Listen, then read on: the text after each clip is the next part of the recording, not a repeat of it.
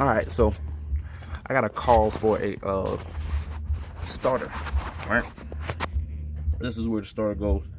I've had the old starter out and in 20 minutes tops, no problem. This is a 2000 Honda Accord EX, the 6-cylinder.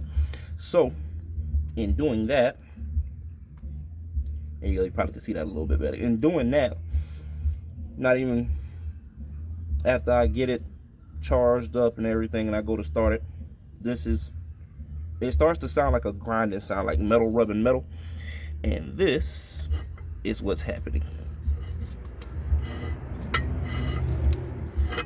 Right,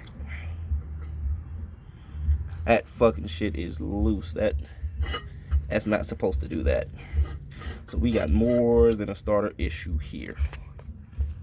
Imagine what I'm gonna have to go through to fix that.